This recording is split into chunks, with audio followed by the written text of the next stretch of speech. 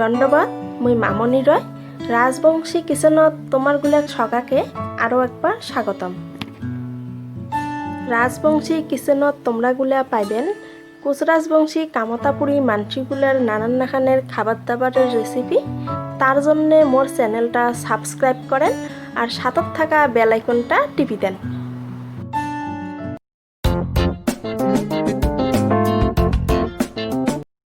মুই আজি দেখাম চিরার পিটালি।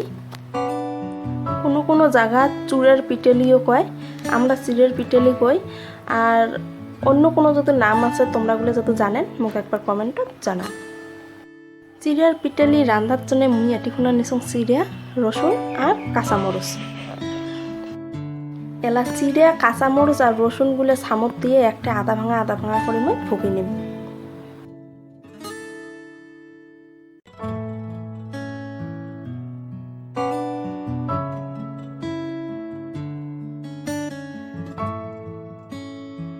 এমন করে ফুকি নেওয়া হবে।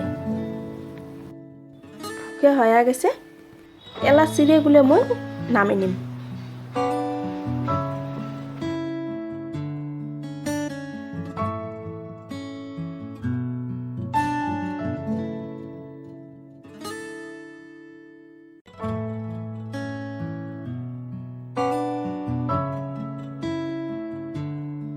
এখন চিড়েগুলো এমন করে ছামগানত ফুকিয়ে আধা ভাঙা করে গুঁড়ো করে নেওয়া হবে।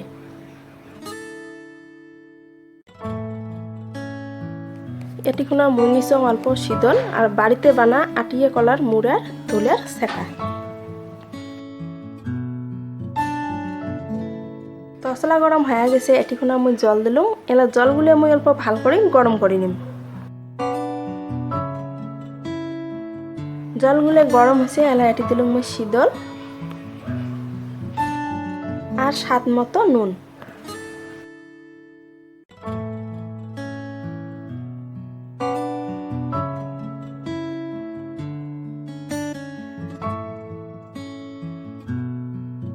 এলা দিলাম ছেকা। এলা জলগুলো ভাল করে উতেল আসলে মুই এটিখুনা ভুকি রাখা চিড়ের গুঁড়োগুলো দিয়ে দিম। মুই কোচ রাজবংশী কামতাপুরী ভাই বোন দাদা দিদি গুলা আটুস করো। মোর ভিডিওগুলো যদি ভাল লাগে তাহলে মোর চ্যানেলটা সাবস্ক্রাইব করেন আর শেয়ার করেন।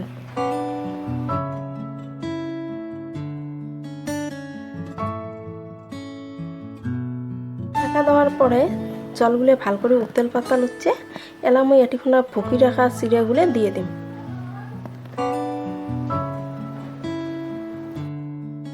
চিড়ার পিটালি রাঁধিতে কিন্তু বেশি সময় না লাগে, অল্পতে হয়। চিড়ের পিটালি কিন্তু শুটকে দিয়েও খাওয়া যায়, শীতল দিয়েও খাওয়া যায়, এমনিও খাওয়া যায়। দেখো হয়ে গেছে আমার চিড়ের পিটালি। চিড়ের পিটালি অল্প এমন খেলখেলাতে নামা খায়, ঠান্ডা হলে আপনি থমথমা হবে।